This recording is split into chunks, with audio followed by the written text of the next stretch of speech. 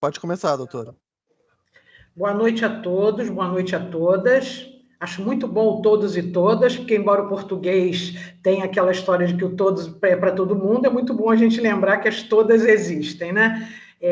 Queria dar as boas-vindas. Hoje a gente tem a segunda atividade desse mês da Norte Fluminense. Nós fizemos uma enquete entre os médicos, os residentes e os estudantes sobre a temática que queriam se atualizar, ouvir, enfim, discutir, né? E as crises convulsivas estiveram aí no topo das opções das pessoas. Nós convidamos a doutora Andréia Moreira, que é a presidente do grupo de neurologia da SOPERJ, que já é uma antiga conhecida nossa, que veio a campus algumas vezes e tivemos uma relação muito afetuosa, nós, os campistas, a Andréia, todos gostaram muito, e a gente agora consegue contar com ela, se Deus quiser, com mais frequência, porque uma das sequelas que a gente tem aí da Covid-19 é a possibilidade de nos encontrarmos através das lives. E a partir daí, nós que moramos a 4 horas do centro do Rio de Janeiro, né? E implica que os convidados para virem,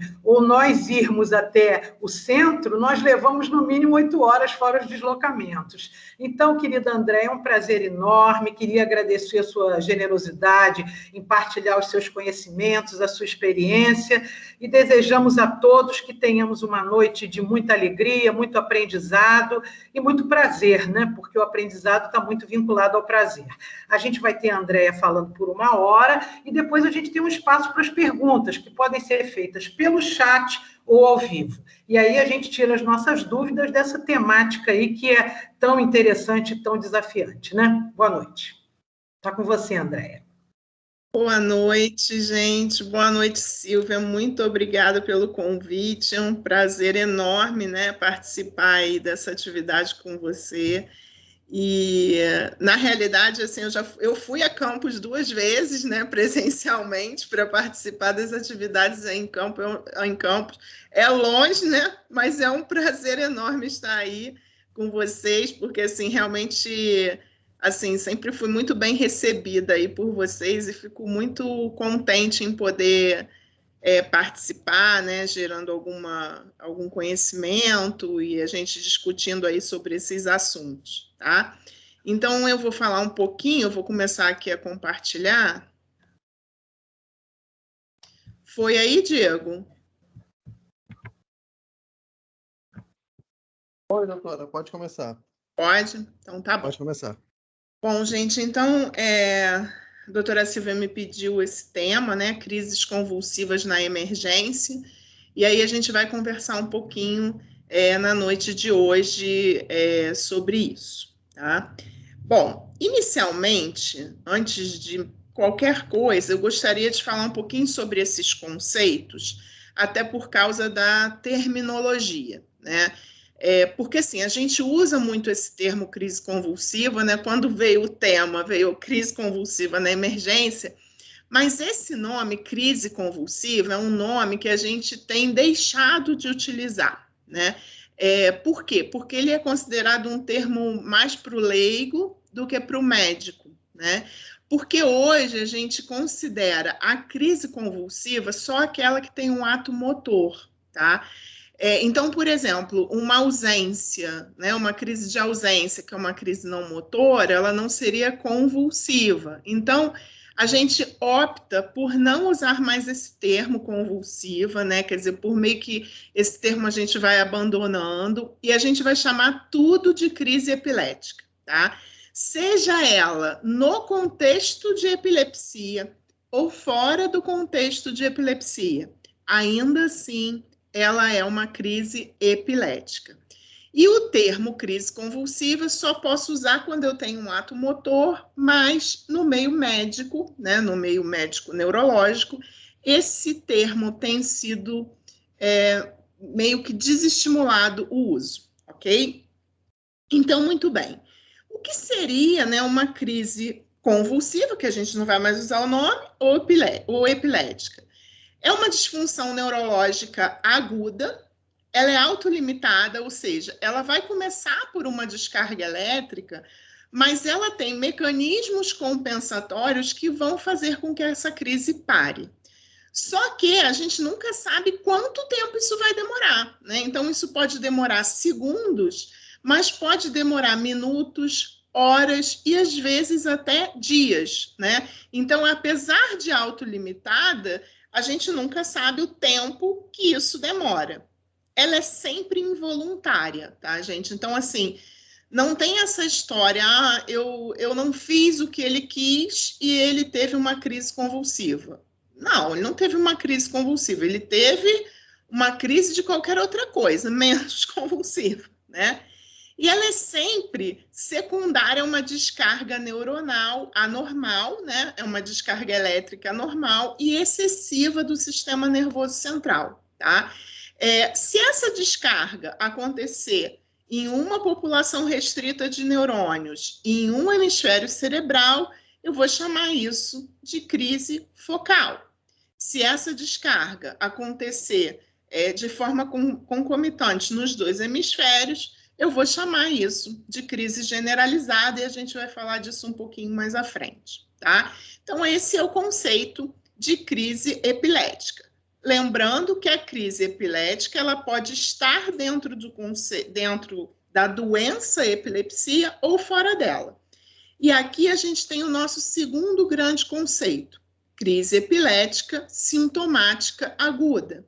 O que é isso? São crises epiléticas que vão acontecer no contexto de um fator desencadeante. Então, é aquela, por exemplo, na criança a gente vê muito a crise febril, né? E hoje a gente chama de crise epilética febril, tá? É uma epilepsia? Não, o indivíduo só fez a crise por conta do fator desencadeante febre, tá? Mesmo quando recidivantes, eu tenha 2, 3, 10, se todas aconteceram no contexto da febre, eu não vou chamar isso de epilepsia. Isso é uma crise sintomática aguda, tá? Então, aquilo ali aconteceu dentro de um contexto. O que seria uma epilepsia? Uma epilepsia é quando eu tenho uma recorrência ou uma cronicidade de crises epiléticas. Ou seja, eu tenho que ter 2 ou mais crises num intervalo maior do que 24 horas. Elas não podem ter fator desencadeante, né? Assim, quando eu for olhar na história, assim, aconteceu... Como que isso aconteceu? Aconteceu do nada, doutor. Ele estava brincando e, de repente, aconteceu, tá? Então, assim, eu não tenho um fator desencadeante para aquela crise, tá? E tem que acontecer num período maior do que 24 horas. Tá? E o conceito de estado de mal epilético, que eu queria chamar a atenção, porque é isso aqui que a gente efetivamente pode pegar na emergência, e esse conceito, gente, ele mudou, tá? Então, assim, até 2015, a gente usava esse conceito que está aqui, que eu coloquei, e que eu coloquei para chamar a atenção mesmo, porque muita gente não sabe que esse conceito mudou, né? Então, o que seria um estado de mal epilético? É uma atividade epilética, ou seja, é uma crise contínua, né, que tem uma duração superior a 30 minutos, ou quando eu tenho 2 ou mais crises e que eu não tenho a recuperação da consciência entre essas crises num período de 30 minutos. Gente, isso aqui mudou, e mudou bastante, tá? E é esse conceito, né, quer dizer, esse estado de mal epilético que a gente pega na emergência, né? Então, assim, é bastante importante que a gente tenha um entendimento desse conceito, tá? Ele mudou a partir de um grupo de especialistas da Liga Internacional contra a Epilepsia, mudou a partir de 2015, né? E ele passa a ser considerado uma condição resultante de falhas de mecanismos para terminar uma crise. Foi aquilo que eu falei, uma crise ela começa por uma descarga neuronal e o nosso organismo ele tem um mecanismo compensatório para terminar essa crise. O que acontece no estado de mal epilético?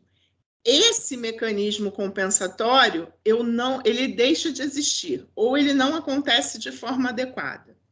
E eu começo a ter um mecanismo que leva ao prolongamento dessas crises. E esse prolongamento, ele acontece a partir de um tempo que a gente chama de T1, e a gente vai chegar lá nisso. Então, assim, a partir desse tempo, T1, eu já vou chamar isso de estado de mal epilético, porque isso me diz que eu estou tendo uma falha no meu mecanismo de cessar essa crise, e eu estou tendo um processo de excitotoxicidade pelo glutamato que vai manter essas crises por mais tempo, ok? É uma condição que pode ter consequências a longo prazo. E essas consequências, ela começa a partir de um tempo que eu vou chamar de T2. E o que eu vou ter de consequência? Eu posso ter morte neuronal, injúria neuronal, alterações de circuitos neuronais. E isso depende do tipo e da duração da crise. Então, vamos pegar essa linha do tempo e vamos tentar entender esse conceito. Então, eu vou ter que agir a partir do que eu chamo T1. E eu vou ter consequências a partir do que eu chamo T2. Então, o que é T1? T1 é o tempo em que eu estou autorizada a começar o meu tratamento. Por quê? Porque eu sei que daqui em diante eu estou tendo falha de um mecanismo compensatório e eu estou tendo um processo de excitotoxicidade cerebral. Então, aqui eu devo começar o tratamento do estado de mal epilético. Isso mudou muito, né, gente? Porque se a gente tinha antigamente 30 minutos, isso mais ou menos me autorizava até eu esperar, né? E eu não posso mais fazer isso. Então, esse tempo, 5 minutos, é o tempo que efetivamente eu tenho para começar a primeira fase do meu tratamento. E a fase 2, ela vai começar ainda antes de 30 minutos, tá? Por quê? Porque a partir de 30 minutos, aqui, eu já posso ter uma consequência desse meu estado de mal. E vejam só, esse tempo, né, o T1 e o T2, ele muda de acordo com o tipo de crise convulsiva que esse paciente está tendo. Então, se for uma crise tônico-clônica generalizada, a gente vê que a gente tem que começar precocemente o tratamento, com 5 minutos, e que a partir de T2, quer dizer, 30 minutos, eu já vou ter consequência. Numa crise focal, num estado de mal focal, o meu T1 é 10 minutos, tá? E o meu T2, olha, onde eu começo a ter consequências, é a partir de 60 minutos, né? Então, assim, o que demanda dizer que numa crise focal, as minhas consequências, elas realmente são com crises muito mais prolongadas. E isso, por exemplo, num estado de mal de ausência, é mais prolongado ainda, né? Então, eu começo a tratar um estado de mal de ausência com 10 a 15 minutos de estado de mal e a minha consequência, o tempo que eu posso ter para começar a ter injúria neuronal, morte neuronal, ele é desconhecido na crise de ausência, tá? Então, assim, o entendimento desse conceito e do que está acontecendo, eu acho que ele é bastante importante para determinar o início em que efetivamente eu começo a tratar e por que eu tenho que tratar tão precocemente, tá? E aí eu coloquei isso aqui só para a gente relembrar, né, esses tipos de crises. Obviamente, eu não vou entrar em detalhes, né, disso aqui, porque nem é o objetivo da aula, mas eu achei importante, né, a gente lembrar esse conceito, que é o conceito válido até hoje, né, também da Liga Internacional contra a Epilepsia, que é a classificação de 2017. Então, só para a gente falar um pouquinho, como a gente está falando de estado de mal, e eu coloquei 3 tipos de crise, eu vou falar um pouquinho sobre quais são os tipos de crise. Então, só para lembrar, né, que aquilo que a gente chamava de crise parcial antigamente, né, bem antigamente, a gente hoje chama crise focal, né? Então, é uma crise de início focal, né, que pega um segmento corporal, que quando o indivíduo tem consciência, ou seja, ele está fazendo crise, mas está consciente, eu vou chamar isso de crise focal perceptiva. Isso aqui era o que a gente lá muito antigamente chamava de crise parcial simples, né? E o indivíduo que ele não tem consciência, eu vou chamar de crise focal desperceptiva. É aquilo que lá, muito atrás, a gente chamava de crise parcial complexa. E lembrar que uma crise focal, ela pode ser motora, e aí eu posso ter uma crise atônica, eu posso ter uma crise clônica, eu posso ter uma mioclônica, uma tônica, tá? Ou não motora, com parada comportamental, alteração cognitiva, emocional, e que essa crise que começa focal, ela pode evoluir para focal tônico, ela pode evoluir de focal para tônico clônica bilateral. Era o que a gente já chamava antigamente, eu tive uma crise focal com generalização secundária, tá? O outro tipo de crise é uma crise generalizada. Lembrando que a crise generalizada é aquela que afeta os dois hemisférios, portanto, se afeta os dois hemisférios, obrigatoriamente eu tenho que ter perda da consciência, tá? É obrigatória essa perda da consciência. Quando a gente fala em estado de mal, o que a gente mais tem são as crises tônico-clônicas generalizadas, mas lembrar que eu posso ter uma crise generalizada não motora e esse paciente chegar à emergência com um estado de mal generalizado não motor, com crise de ausência, tá? Então, assim, isso aqui é só realmente para lembrar essa nova classificação e dizer que eu posso ter uma crise prolongada, com o paciente chegando à emergência ainda em crise, com crises focais, com crises generalizadas do tipo tônico-clônico e com crises generalizadas do tipo ausência, ok? Muito bem. Visto essa parte inicial, né, que é uma parte de conceituação, que eu achei importante a gente falar um pouquinho, né, a gente entra realmente no nosso objetivo da aula, né? Então, lembrar que essas crises epiléticas, e aí lembrando de novo, esteja ela no contexto de epilepsia ou não, elas são a principal manifestação neurológica na emergência, tá? Então, assim, de todas as manifestações neurológicas, quando eu falo em emergência pediátrica, essa é a principal, tá? 80% das crianças que tiveram uma crise epilética aguda, tá? Elas vão chegar ao hospital quando essa crise já cessou, né? Então, ele teve a crise e ele chega ao hospital já ou no pós-comicial, ou ele chega no hospital já tendo cessado absolutamente todo o processo, ok? Os que chegam em crise e persistem por mais de 5 minutos serão consideradas prolongadas. Lembrar, gente, que esses 5 minutos eles são contados a partir do início da crise e não a partir do momento que o paciente chega no pronto-socorro.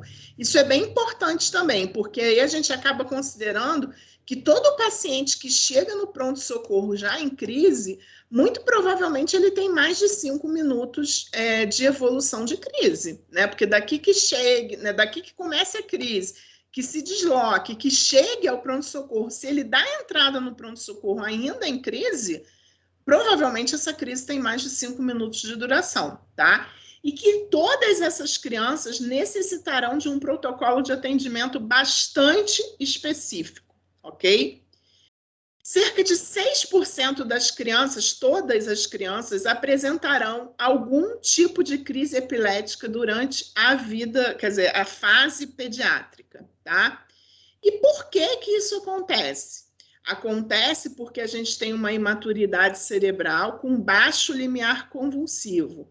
Então, lembrando que, assim, de forma muito resumida falando, né, a gente deve ter o equilíbrio entre os nossos neurotransmissores excitatórios e inibitórios. Então, aqueles dependentes do GABA, que são os inibitórios, e aqueles dependentes do glutamato, que são os excitatórios. O que acontece com a criança? A criança, ela tem pouco receptor GABA, tá? Então, ela tem pouco receptor inibitório. Uma outra coisa é que ela, na fase inicial da vida da criança, mesmo esses receptores do GABA, eles são excitatórios, tá? Então, assim, acaba que esse metabolismo cerebral, esse meio cerebral, ele acaba sendo muito mais excitatório do que inibitório. Então, qualquer coisa que dê uma desequilibrada ali faz com que o paciente tenha crise convulsiva. E é por isso que a gente vê tanto isso em criança pequena, né? E a febre é a principal coisa, né, a baixar esse limiar convulsivo, tá? E por isso que a gente diz assim, a gente tem crise convulsiva febril até por volta dos 5 anos. Depois, a gente já não tem mais. Por quê? Por causa dessa imaturidade cerebral, que é quando eu começo a ter esse equilíbrio entre excitação e inibição cerebral. Muito bem. Quais são as etiologias, né, das crises convulsivas na infância, né? Desculpa, o hábito das crises epiléticas na infância, né? Existem situações que vão chegar na emergência, né? Existem situações que a gente não consegue determinar nenhuma causa para aquilo, e eu vou chamar isso de idiopático. Hoje em dia esse termo é bastante controverso, né? Quando a gente fala de epilepsia, são poucas as crises que a gente pode considerar ainda e usar esse termo idiopático, mas lembrar que se a gente procura e não acha nada, a gente tem que aventar a possibilidade dessa crise epilética ser de origem genética, tá? Além disso, existem as crises epiléticas associadas com febre, né? Aquelas que são chamadas crises febris e que vão chegar ao pronto-socorro, e lembrar sempre que essa crise febril, ela pode ter acontecido por causa de uma infecção do sistema nervoso central. Então, a gente vai ver que na hora do diagnóstico existem situações em que a gente vai ter que afastar essa possibilidade de infecção do sistema nervoso central, tá? Elas podem acontecer ainda por distúrbios metabólicos, lembrando da hipoglicemia e da hipocalcemia como os principais, né? Insultos agudos do sistema nervoso central, os traumatismos crânioencefálicos, os acidentes vasculares cerebrais, as anóxias, né? E aí eu lembro as anóxias, por exemplo, de um afogamento, né? Então, assim, uma coisa que esse paciente pode chegar em crise convulsiva, tá? Doses inadequadas de medicamento, né? Ou aquele paciente que já é epilético e que faz uma retirada abrupta da medicação, que está em subdose de medicação, ou ainda que o paciente não tomou a medicação, tá, gente? Isso é bastante frequente. Lembrar uma coisa que também é muito frequente, né? É que a gente tem um paciente que ele já é epilético, ele faz uso da medicação, mas esse paciente tem uma infecção. Ou seja, esse paciente que é epilético, que está controlado às vezes com a sua medicação, quando ele faz febre, ele também baixa o limiar convulsivo, né? E aí ele pode ter um escape, ele pode ter uma crise convulsiva que o leve à emergência, tá? Lembrar das crises epiléticas que podem chegar à emergência no contexto de uma doença neurológica progressiva, e aí lembrar os erros inatos do metabolismo, né? E os pacientes com uma encefalopatia crônica, né? Lembrando as paralisias cerebrais, principalmente, né? Que são pacientes que podem fazer crises epiléticas e podem chegar ao pronto-socorro com essa manifestação. Como que a gente faz o diagnóstico? O diagnóstico ele é basicamente clínico, né, gente? Lembrando que a anamnese é fundamental, né? E o exame físico também, né? Então, a anamnese e o exame físico, elas vão ser as principais ferramentas diagnósticas para o paciente que chega em crise epilética na emergência, tá? Então, observar se esse paciente já tem história de epilepsia, né? Como é que ele está de medicação, ou, não, ele nunca teve crise convulsiva, é a primeira crise, ele tem febre, aconteceu alguma coisa com ele caiu, sofreu algum acidente, né? Lembrar nos bebezinhos que chegam no pronto-socorro em crise epilética prolongada, né, pacientes com shaking baby, né? Então, assim, lembrar, uma das coisas que a gente pode fazer é avaliar fundo de olho desses pacientes, né, avaliar a hemorragia retiniana, né? Então, assim, são causas de crise convulsiva na emergência, ok?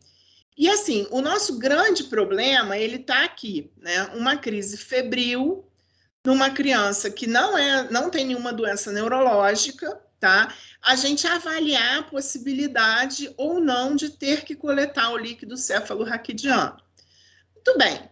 Se a gente já sabe, quer dizer, eu tenho uma história que é uma criança de 3 anos, que esse é o 3º episódio de crise convulsiva febril. Ok. Se eu só vou fazer a punção lombar se ela efetivamente tiver sinais de irritação meningea. Agora, aquele primeiro episódio de crise convulsiva febril num bebê, né? Esse aí é a criança que preocupa, né? Assim, será que essa criança eu funciono ou não funciono? E aí acontece que a gente tinha essa recomendação da Academia Americana de Pediatria, né? De que abaixo de 12 meses, no primeiro episódio de convulsão febril, eu devo fortemente considerar fazer a punção lombar. Por quê? Porque os sinais meníngeos são muito tardios nessa idade. Acima, entre 12 e 18 meses, eu poderia considerar fazer essa punção lombar. E acima de 18 meses, só com sinal meníngeo. O que acontece, gente? A Academia Americana de Pediatria, ela mudou esse conceito, né?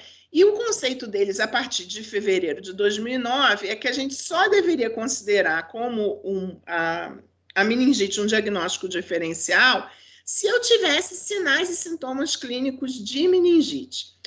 Ok, tudo bem, mas, assim, isso aqui não é tão claro para a gente aqui no Brasil, né? Assim, então, assim, a gente ainda continua seguindo esse conceito aqui. Abaixo de 12 meses, primeiro episódio de convulsão febril, para eu não puncionar, essa criança tem que sair da crise convulsiva batendo um bolão, né? Tem que sair ótima, maravilhosa, sem nada, sem nenhum sinal focal, sem nenhuma sonolência, sem nada, para eu não puncionar essa criança, tá? Então, abaixo de 12 meses, primeiro episódio de convulsão febril, a gente ainda deve considerar fortemente puncionar essa criança, ok? Porque a gente só vai fazer o diagnóstico de meningite se a gente puncionar. Se a gente não funcionar, a gente vai perder esse diagnóstico. Você pode mandar essa criança para casa e a situação é complicada, tá? Em termos de exame laboratorial, né, os exames que a gente pede na emergência, então, a gente pede hemograma, glicemia, né, extremamente importante, tá, gente, a glicemia, ver os eletrólitos e ver cálcio e magnésio, ureia, creatinina, TGO e TGP, tá? Então, assim, esses são os exames laboratoriais normalmente que a gente pede. Isso aqui não é fácil de pedir na emergência, aliás, não é nada fácil, né? E mesmo que a gente conseguisse fazer, nem sempre a gente vai conseguir isso na hora, esse exame demora para ter o resultado, né? Mas, assim, a gente deve solicitar, se é um paciente epilético que fez escape de crise convulsiva, principalmente se fez um estado de mal epilético, o ideal é que a gente tivesse o nível sérico das medicações que ele está utilizando, a gente sabe que não é simples. E os exames toxicológicos, né, lembrar principalmente, gente, dos adolescentes, né, uma coisa que pode levar à crise convulsiva também é o uso de droga, né, então, assim, nos adolescentes eu acho que isso é uma preocupação que a gente deve ter, tá? Ainda continuando nos exames, né, assim, eletroencefalograma. Bom, o ideal é que toda criança que chega a um pronto-socorro com crise convulsiva, que a gente colocasse uma monitorização contínua de eletroencefalograma. Obviamente que isso é uma utopia, né? Em que lugar que tem isso, né? Eu não conheço esse lugar que a gente chega, que a gente consegue, o paciente está convulsionando, que a gente consegue colocar ali monitorização contínua. Obviamente, a gente não consegue fazer isso, mas ele, assim, estaria super indicado, né? Principalmente no estado de mal epilético. Mas lembrar que eu vou considerar estado de mal epilético a partir de 5 minutos de crise, tá? Na impossibilidade de eu conseguir fazer isso, ou seja, a nossa realidade, que é a impossibilidade de fazer essa monitorização, tentar pelo menos o quanto antes fazer um eletroencefalograma prolongado desse paciente. Tá? O que é prolongado? Pelo menos 1 hora de eletro. O que a gente também sabe que é difícil, tá? E uma outra questão é, se esse paciente ficar num estado de mal epilético super refratário, o que é isso? Aquele que dura mais do que 24 horas, se eu não tenho monitorização eletroencefalográfica contínua, e que seria fortemente recomendado que eu tivesse, eu tenho que fazer minimamente um eletroprolongado por dia desse paciente, tá? Eu tenho um problema, né, que são os pacientes, por exemplo, que fazem os estados de mal epilético não convulsivo, né, em que eles chegam, por exemplo, comatosos, que eles chegam, por exemplo, muito sonolentos, isso principalmente os indivíduos epiléticos, né, quer dizer, aquele paciente que já é epilético e que entra praticamente num estado de coma, ou aquele indivíduo que é epilético e que está muito sonolento, isso pode ser, sim, um estado de mal epilético não convulsivo. E eu dependo do eletroencefalograma para fazer esse diagnóstico, tá? Então, assim, o eletroencefalograma, ele é um exame, não naquela convulsão que a gente, chegou no pronto-socorro convulsionando, eu fiz a medicação, parou. Essa ok, tudo bem, o paciente ficou bem, tudo jóia. Mas aquele paciente que aquele estado de mal, ele está se prolongando, no paciente que eu tive que utilizar, que eu vou chegar na última droga para o paciente, né, lá no anestésico, esse paciente, gente, ele merece o eletroencefalograma. Quando a gente fala isso de forma acadêmica, é fácil. Na prática, a gente sabe que isso é muito difícil de acontecer, tá? A história da neuroimagem, né? Quer dizer, quando que a gente faz a neuroimagem na crise convulsiva na emergência? Então, se o paciente tem uma história de trauma, se ele tem sinais de hipertensão intracraniana, se ele tem sinal neurológico focal, né? E aqui eu lembro dos sinais, os déficits motores, mas também as alterações de par craniano também entra como sinal focal, tá? Ou naqueles pacientes com perda inexplicáveis de consciência, tá? Então, essas são as indicações de neuroimagem na emergência, né, para crise epilética. Lembrando sempre que quando a gente fala de neuroimagem, a gente está falando de tomografia e ressonância. Obviamente que a ressonância ela é infinitamente melhor do que a tomografia, mas que o que vai estar mais disponível para a gente vai ser a tomografia, e aí acaba que a gente acaba fazendo tomografia mesmo, tá? Muito bem. Então, essa criança que vai ficar na emergência convulsionando, né, quer dizer, tem 5 minutos de evolução do tônico-clônica generalizada, ela é, sim, um estado de mal epilético. E o estado de mal epilético é uma emergência médica e deve ser abordado o mais rapidamente possível. A gente já viu isso, eu tenho 5 minutos eu começo a abordar, a partir de 30 minutos eu já vou ter sequela desse estado de mal, tá? Então, a equipe de saúde, ela deve estar apta a seguir um protocolo terapêutico pré-determinado para o controle mais rápido e eficiente possível. E com isso, eu vou reduzir a morbimortalidade desse paciente, tá? Então, aqui fazendo uma propaganda, né? Esse conceito eu tirei do nosso livro de Neurologia Pediátrica da SOPERJ, né? Esse capítulo foi escrito pelo Dr. Marlos, que é uma pessoa muito querida nossa do departamento, e todo o protocolo que eu vou falar a seguir em termos de medicamento, ele está nessa bibliografia, tá, gente? Muito bem. Então, a gente vai começar, a partir daqui, o tratamento do estado de mal epilético na emergência, né? Lembrando que isso aqui vale para toda a crise convulsiva, com mais de 5 minutos de duração, e que provavelmente é o que vocês pegam, é o paciente que chega convulsionando na emergência, tá? Aquele que ainda chega na emergência em convulsão. Então, eu vou voltar aqui uns slides, só para lembrar isso aqui. Então, olha só, o tratamento de fase 1, eu vou começar aqui com 5 minutos de crise.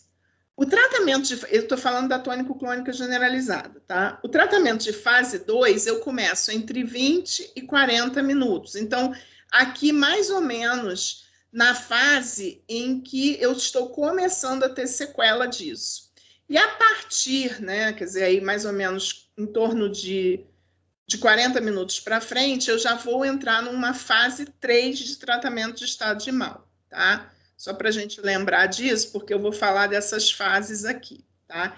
Então, assim, o paciente chega na emergência em crise convulsiva, né? Então, assim, o que eu vou fazer? Então, aquelas medidas gerais, né? Liberação e manutenção de vias aéreas, posicionar a cabeça, aqui no caso de crise convulsiva, se possível, lateralmente, né?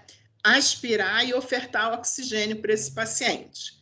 Idealmente, eu vou colocar esse paciente em monitorização. Que monitorização é essa?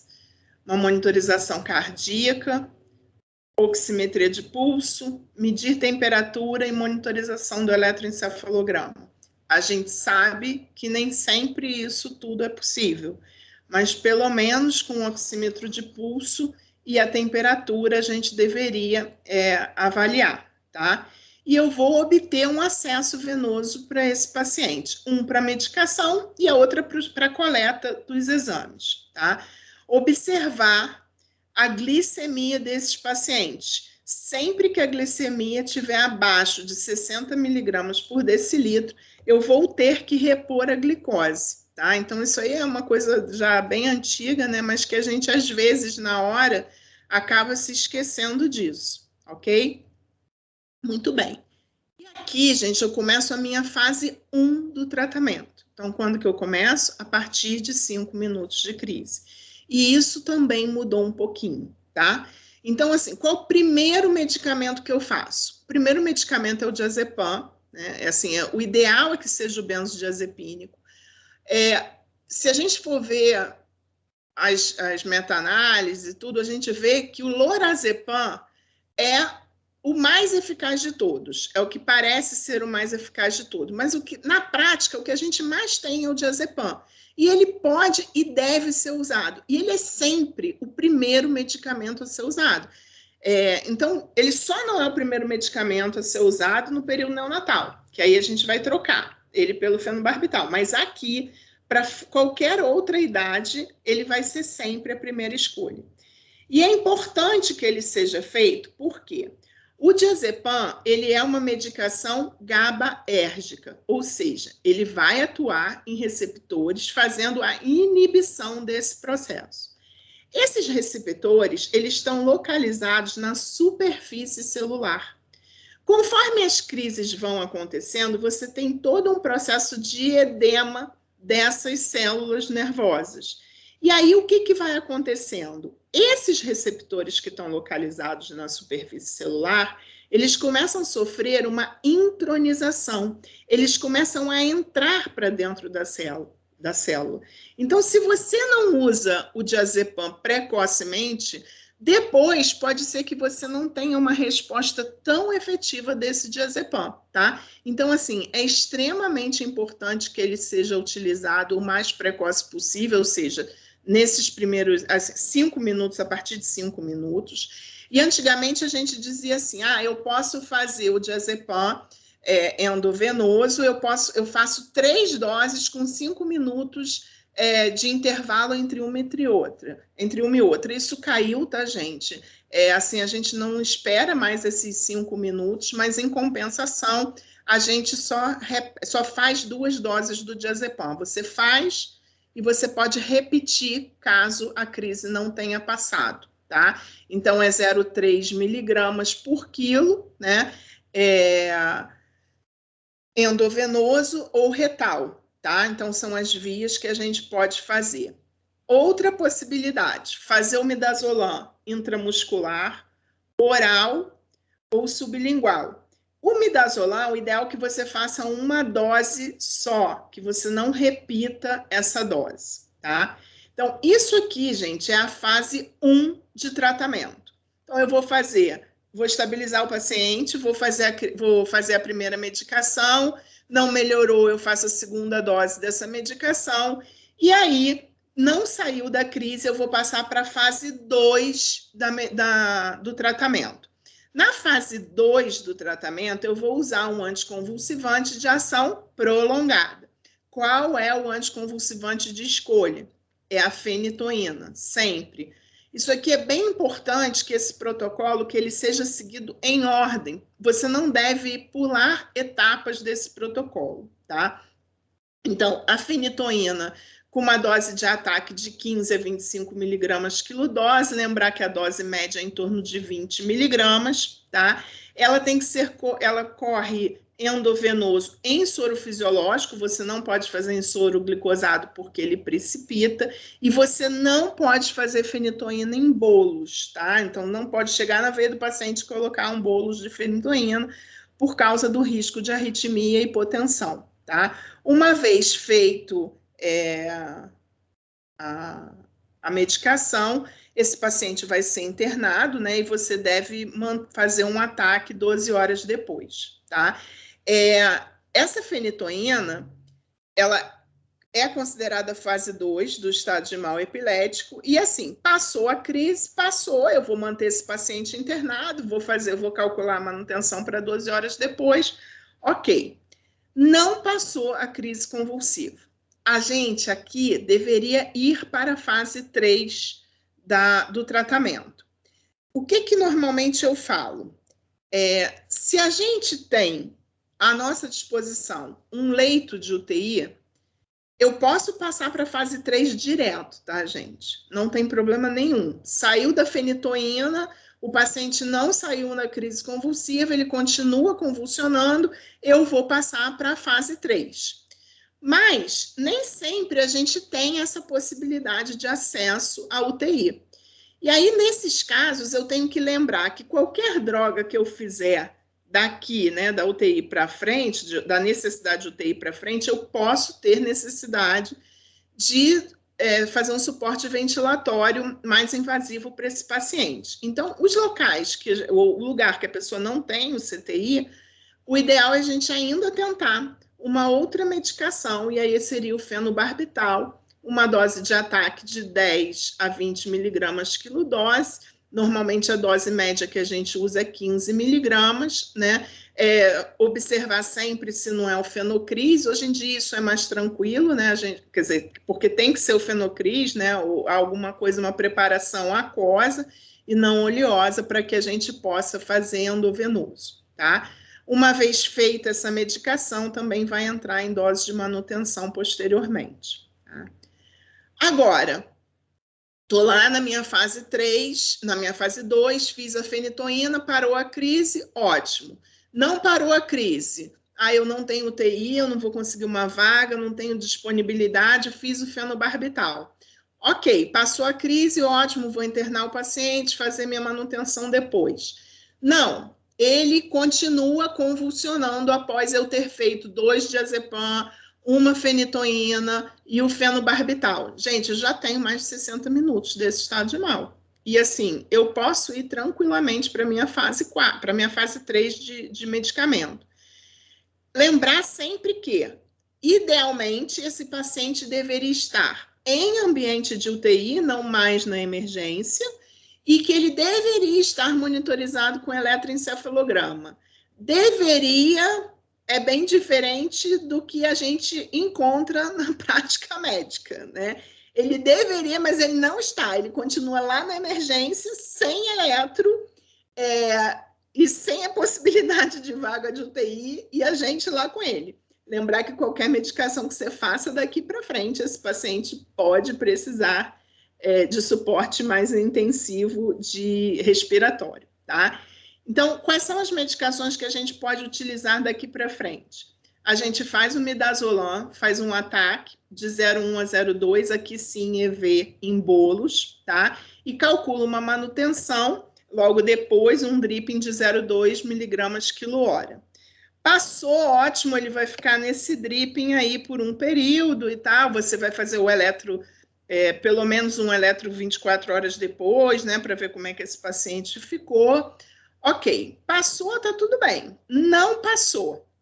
Não passou, chama o médico. Agora o negócio complica, né? Por quê? Porque a partir desse não passou com o midazolam, eu tenho que lançar mão de medicações que são medicações anestésicas, né? E aí é aquela coisa. Idealmente, esse paciente deve estar em suporte ventilatório.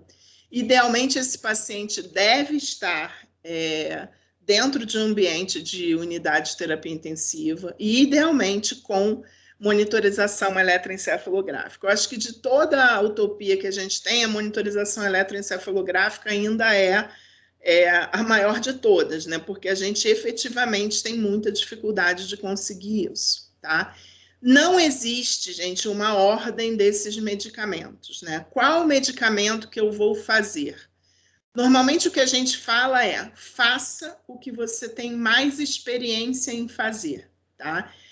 A gente sabe, por literatura, que o tiopental parece ser o medicamento mais efetivo nessa fase do estado de mal.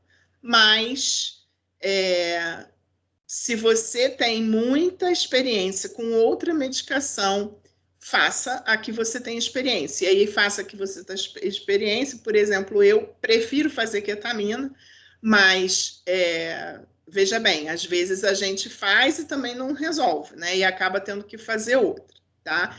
Então, lembrar que as medicações dessa fase são o tiopental, o propofol, a ketamina e a lidocaína. Então, são todos eles da classe de anestésico. Um adendo para o propofol, tá? O propofol você não deve usar em pacientes com dieta cetogênica. Propofol, ele tem uma coisa que a gente chama síndrome de infusão de propofol, e nos pacientes que têm dieta cetogênica, isso é mais frequente de acontecer. Então, cuidado com aquele paciente epilético que está em dieta cetogênica, que chega à emergência em estado de mal epilético, não faça propofol, tá?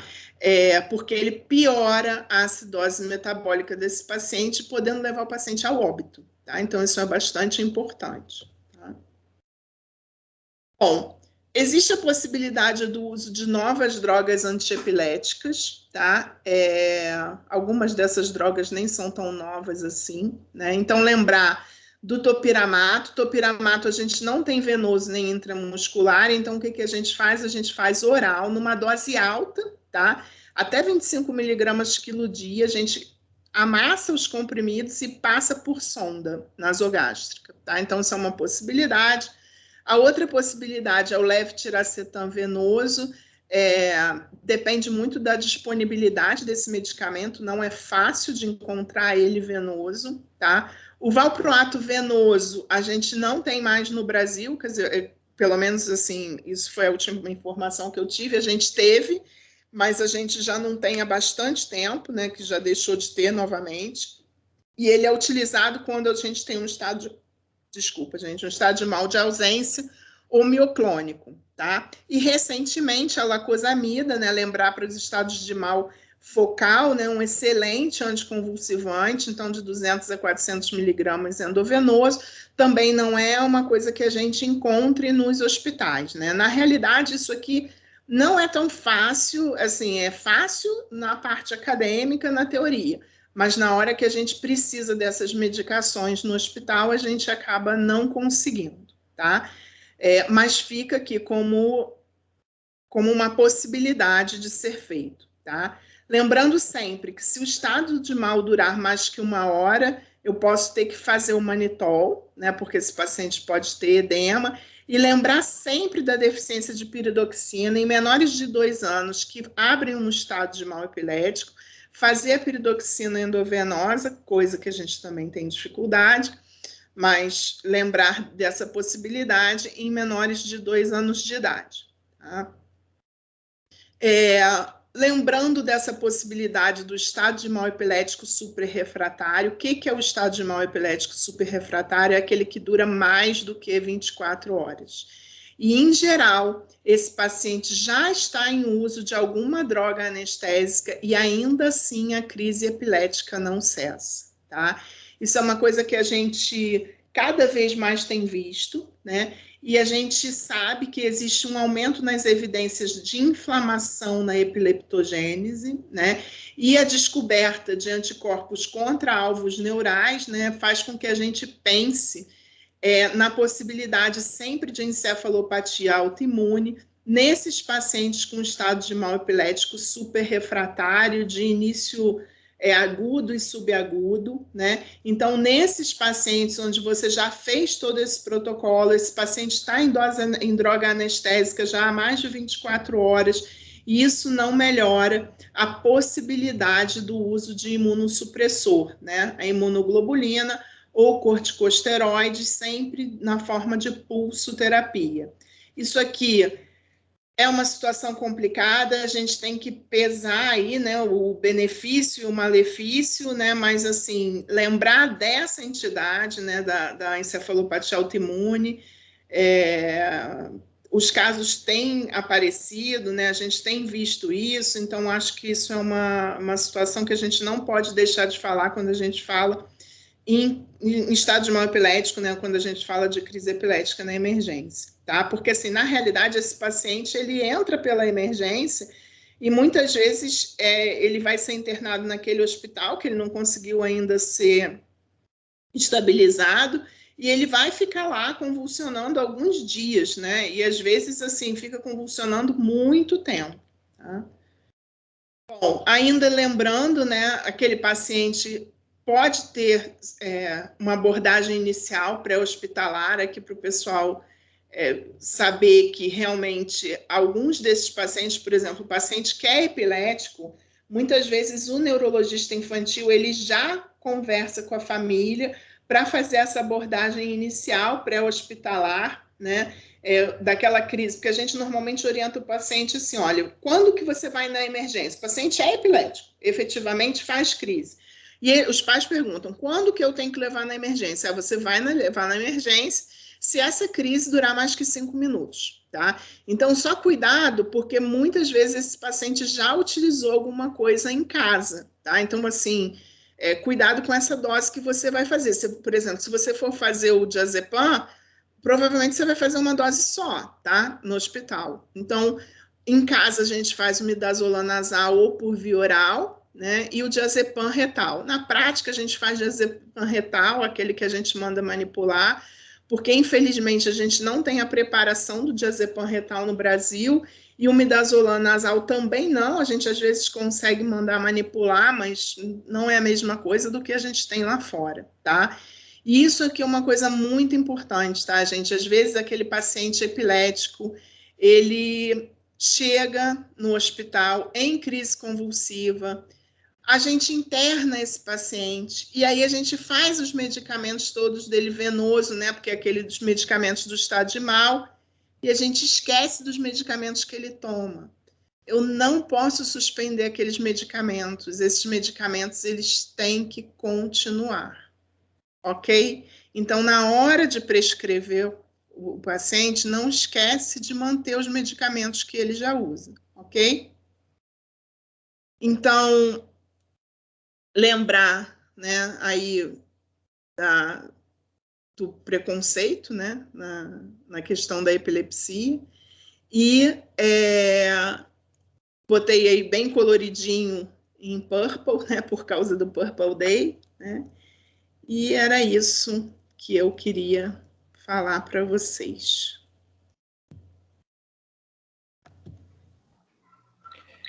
Muito bem, parabéns, Andréia.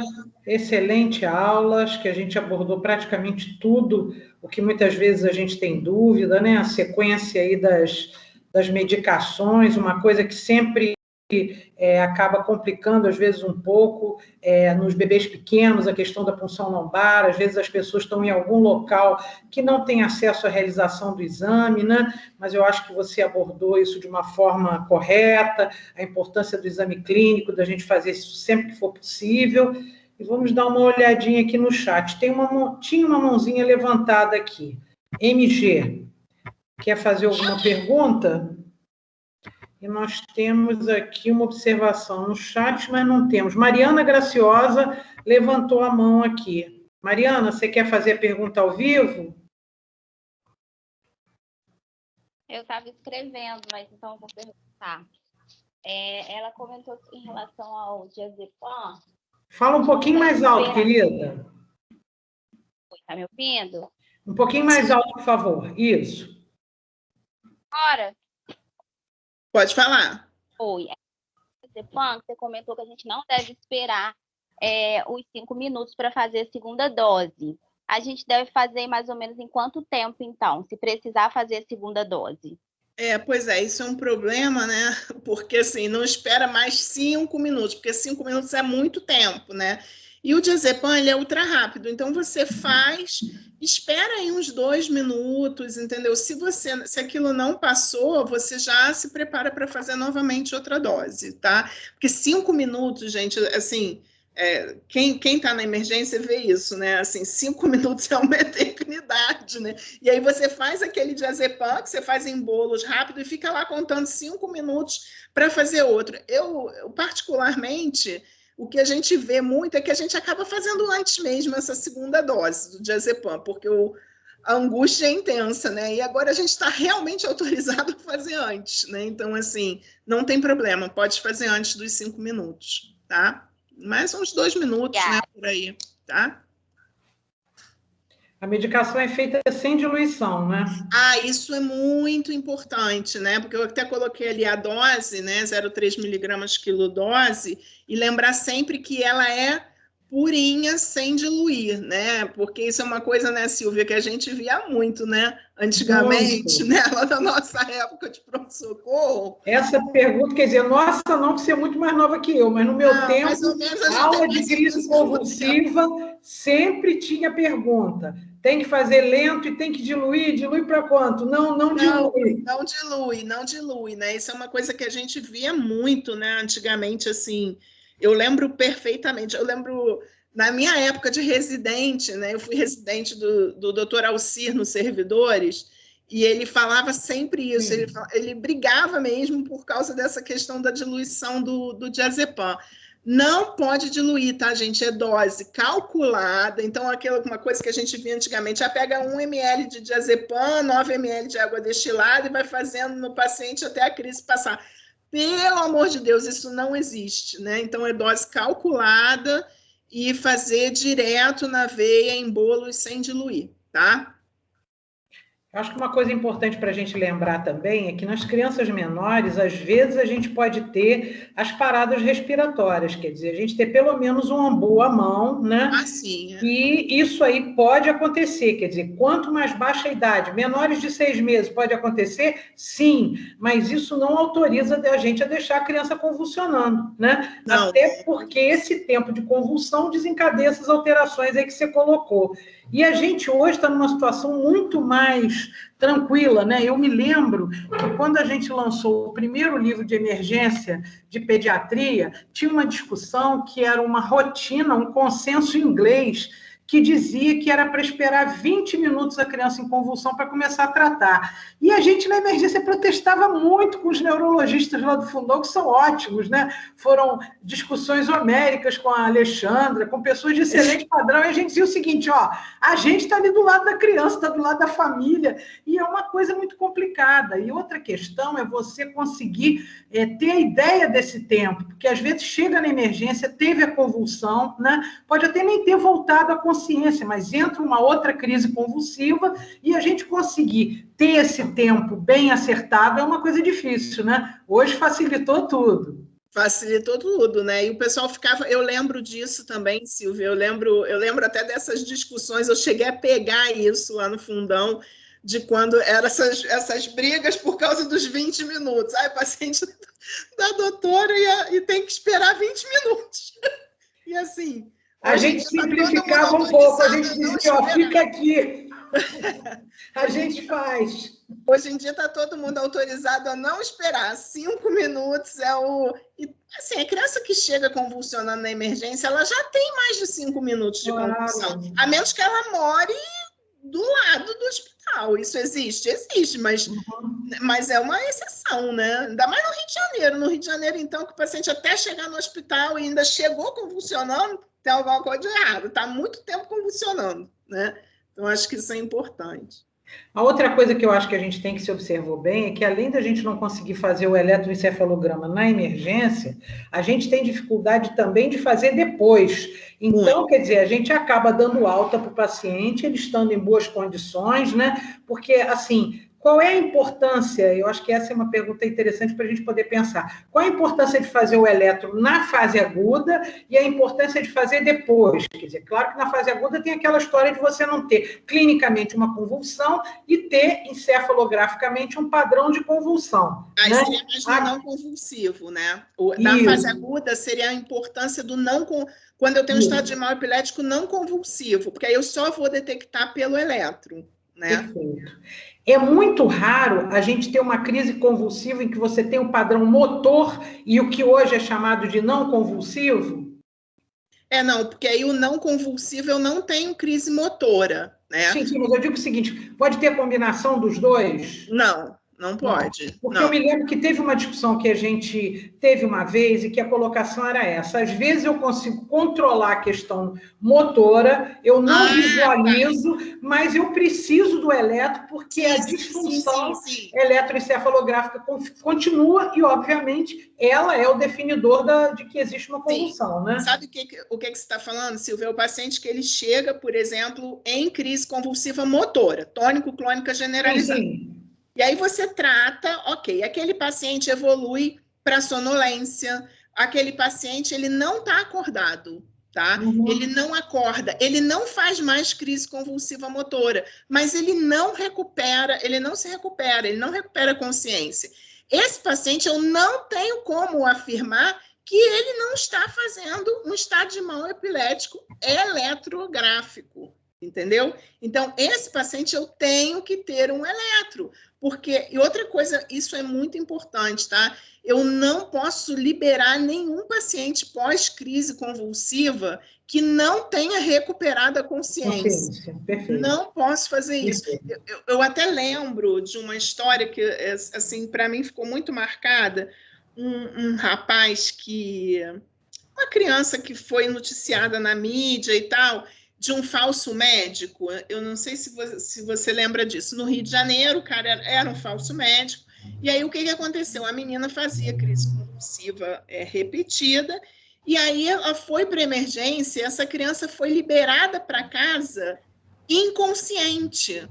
Entendeu? Então, assim, isso é uma coisa muito importante. Parou de ter crise. Você olha para a criança, ela parou de ter crise, mas ela se mantém inconsciente. Gente, essa criança não pode ser liberada. A criança tem que efetivamente acordar para ser liberada, né? Então, assim, isso é bem importante. E aí, o ideal nessa criança, que mesmo tendo parado a crise convulsiva motora, mas se ela não recupera a consciência, essa criança tem que ter um eletro, porque ela pode estar mantendo um estado de mal epilético não convulsivo, tá? Perfeito.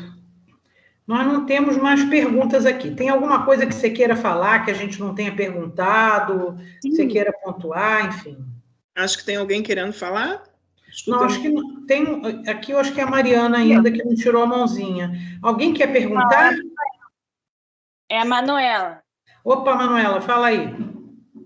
Então, eu tenho algumas perguntas. Você quer que eu pergunte e vai respondendo ou fala todas e aí...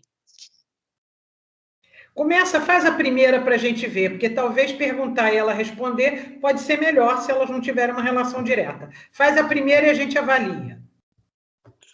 Quando é que eu faço medidas antitérmicas na crise febril? Não, medida antitérmica sempre. Sempre. Desde que ela começou, faz EV? Sim. Chegou no pronto-socorro. ela está em crise convulsiva por febre, né?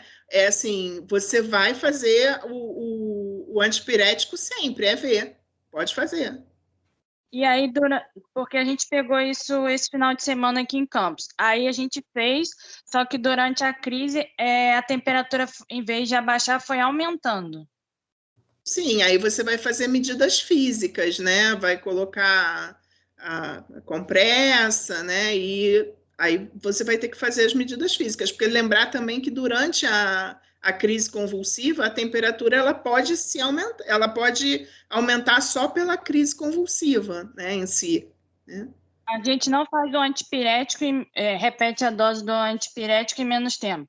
Não, você faz o antipirético normal, ela chegou, você vai fazer o antipirético e vai fazer o diazepam, porque ela está em crise, né? Está em crise, está com febre. Você vai fazer os dois, mas você não vai repetir o antipirético. Não repete.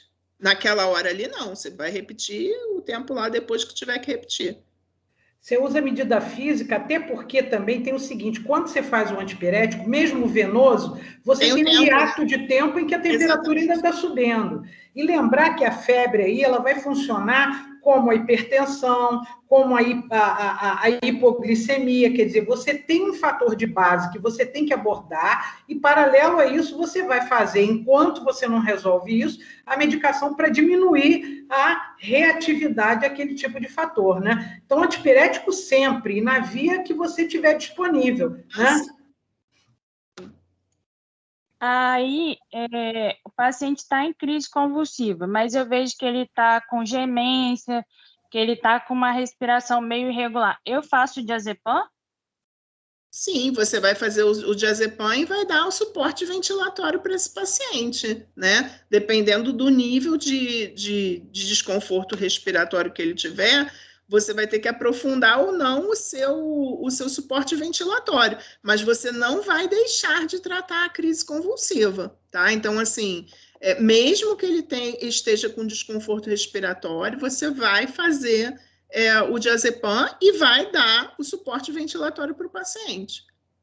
Às vezes, o que acontece também é que você tem apneia durante a convulsão, por um período que é curto, você tem que posicionar a língua do paciente, porque às vezes ela se coloca na via respiratória, fazendo com que você tenha dificuldade de respirar, e até apneia por conta disso, né? Tá um bedelzinho, né? Assim. Sim, exatamente. Quer dizer, posicionar às vezes até de lado, porque está colocado numa posição ventral, a língua às vezes cai sobre a via respiratória, né? E lembrar de uma coisa importante, eu dei aula na fisioterapia um tempo, quando eu cheguei em Campos, eu dava uma aula de emergências, e convulsão era uma das aulas que eu dava. E eu me lembro que uma vez uma das pessoas contou que na faculdade uma pessoa epilética havia tido uma crise epilética, né?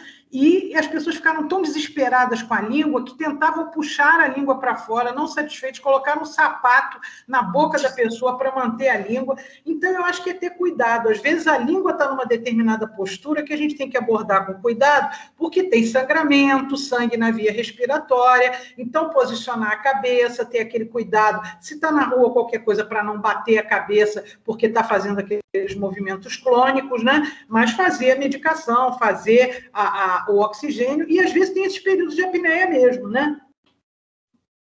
Sim, hoje mesmo eu atendi no consultório um paciente e a mãe falou, doutora, sabe o que eu fiz? Ela entrou em crise convulsiva, eu peguei, coloquei ela em pé, eu achei tão engraçado, assim. Sacudi.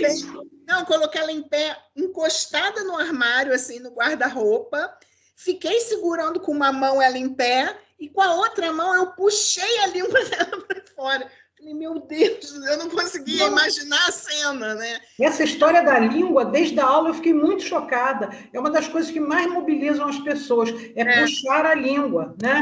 A ideia de que a língua é que vai fazer a pessoa obstruir a via respiratória completamente, que vai morrer por causa da língua. E acaba que você tira a língua do local onde o dente já fixou na língua e começa o sangramento, né? Pois é. O que eu posso notar assim, de diferente quando eu vejo uma criança com febre entre crise convulsiva febril e choque pirogênico? difícil, né? Assim, clinicamente, o choque pirogênico, aquilo não é uma crise convulsiva, né? O choque pirogênico eu vou ter calafrio, né? É diferente, assim, é bem Sinal de diferente. extremidade. Extremidade. Muitas vezes está consciente, acompanha com o olhar, tem sudorese associada. E o choque pirogênico, você vai, o teu componente motor, ele realmente é um componente bem diferente, né? Porque assim, ele é um tremor, né? Um calafrio mesmo. Na crise convulsiva, você tem um componente de hipertonia, né? Que a gente, em geral, não tem nesse choque pirogênico, né? O tônus muscular desse paciente, em geral, é normal, né? Embora ele tenha movimento, tá? Mas ele tem um tônus normal. Como que, assim, eu posso perceber que a criança abaixo de 2 anos está inconsciente? Não está ativa e reativa? Está virando olhinho? Está sonolenta e irritada? Não está responsiva, Não tá responsiva. Não acompanha com o olhar. Tá olhando para o nada, né? Ela tá desconectada do meio, né? Você chama, não responde, né? Porque assim, gente, eu posso estar inconsciente de olho aberto, né? Isso é uma coisa importante também, mas eu estou desconectada. Eu não atendo ao seu chamado, né? Você vai observar a criança com calma e você vai ver que ela pode estar menos ativa. Agora, estar menos ativa é diferente de estar com nível de consciência rebaixado, né? Ela não acompanha, ela não olha, ela não chora, ela está perdida. E a outra questão é que o calafrio tende a ser, eu não sei, André, me corrige, por favor, eu me metendo aqui, né? Tende a ser um movimento mais fino e que você tem essa questão da consciência. A crise convulsiva, você tem aquele movimento clônico, você evidentemente olha, e a convulsão clássica, aquela generalizada, você tem isso. E na focal você percebe em alguns locais, né? Mas o nível de consciência, embora a criança possa estar mais sonolenta, ela está ali, você chama, ela chora, ela atende, ela tem reação. Né? E os exames de sangue, essas coisas, a gente faz no período pós-ictal ou a gente já espera um determinado tempo porque durante a crise tem alteração de glicemia, tem alteração de certos... Isso é uma pergunta que as pessoas sempre fazem, né? Assim, o ideal é você, pelo menos, esperar um pouquinho, né, no pós-crise, né? Até porque, gente... Vamos combinar, né? Mesmo que esteja tudo muito descrito em termos teóricos, na hora, o teu objetivo é parar a crise, né? Então, ninguém vai ficar pensando ali em colher sangue naquela hora. Você está fazendo a medicação. Então, não espera, cessa a crise e aí você faz. Agora, lembrar que se esse paciente ficar internado, o ideal é que você repita esse exame depois, tá? Porque... é grande chance de, às vezes, ter alterações só pela própria crise convulsiva, tá? Pela própria crise epilética. E para mandar para casa? Eu mando com anticonvulsivante? Aí vem a questão. A questão é, primeira crise epilética, primeira crise, tá? Do paciente. Se isso efetivamente for um estado de mal, né? Assim, o ideal é que você peça alguém para ver, né? Algum neurologista para ver, peça um parecer, alguma coisa nesse sentido. Agora, aquele paciente que chegou no pronto-socorro, fez uma crise convulsiva, a gente sabe que foi febril, é a primeira crise do paciente, o paciente depois da crise ficou ótimo, você fez um diazepam e o paciente ficou bem, esse paciente é para mandar para casa sem anticonvulsivante, tá? Sem anticonvulsivante. O paciente que é epilético e que já faz uso de anticonvulsivante, veja a dose do anticonvulsivante, né? Se der para entrar em contato com o neurologista assistente para ver se vai mexer na dose, se não vai, né? Isso também ajuda, né? Agora, decidir usar o anticonvulsivante, mandar para casa com o anticonvulsivante, é uma conduta que o ideal é que seja discutida com o especialista, sempre, tá? O ideal é essa conduta ser discutida, tá? Minha última pergunta e a parte da genética? Porque a gente muitas vezes vê o paciente assim, meu primo fez crise convulsiva febril, meu primo minha tia... A gente sabe que essa questão da genética, ela, assim, que grande parte das epilepsias são genéticas. Epilepsias, tá? Elas são genéticas. Crise convulsiva febril pode ser geneticamente determinada? Sim, sim, e tem cada vez mais coisa nova a esse respeito. Só que eu acredito, né, que isso também seja uma coisa que o especialista vá determinar se essa criança precisa de uma investigação genética ou não. Porque o que a gente tem visto na prática? Não basta a criança ter uma epilepsia para eu pedir uma investigação genética, né? Qual a criança que eu vou pedir uma investigação genética? Determinadas síndromes epiléticas, entendeu? Nesse eu vou pedir uma investigação genética, né? Ou aquela paciente que tem uma história familiar de um tipo de crise convulsiva e que muitas pessoas na família têm aquele tipo, né? Então, a gente não faz investigação genética de todo mundo, não, tá? E a nossa famosa síndrome de West? Sim. Síndrome de West tem indicação de investigação genética. Se você não achou outra causa para ela, né? Porque a síndrome de West, ela tem diversas etiologias. Eu tenho etiologias estruturais, por exemplo, eu tenho etiologias infecciosas, por exemplo, citomegalovírus, zika vírus, né? Então, assim, são etiologias infecciosas da síndrome de West. Nesse caso, eu não preciso pedir investigação genética, porque eu fiz lá uma ressonância, eu tenho alterações que eu sei que aquilo ali foi infeccioso, ou que aquilo é uma encefalopatia hipoxisquêmica, né? O paciente que foi asfíxico, e aí esse eu não vou pedir investigação genética. Quem que eu vou pedir investigação genética? Ou aquele paciente que tem uma síndrome de West e que ele tem a ressonância absolutamente normal, tá? Esse paciente é um paciente que eu devo solicitar a investigação genética, tá?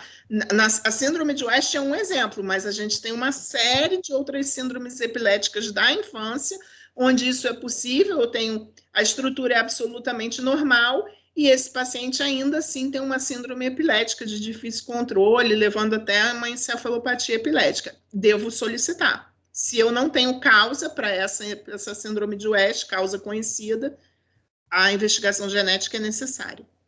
E a síndrome de West a gente suspeita mais quando a criança tem um desenvolvimento normal e ela começa a regredir, né?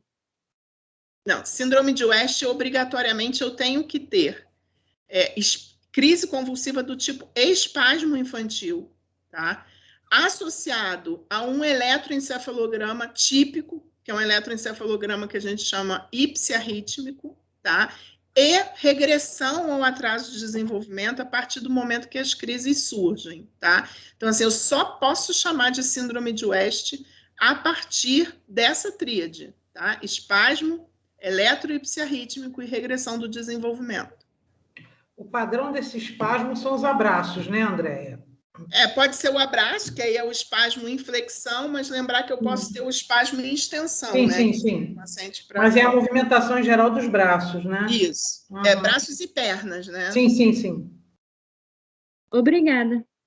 Nada. Mais alguma pergunta?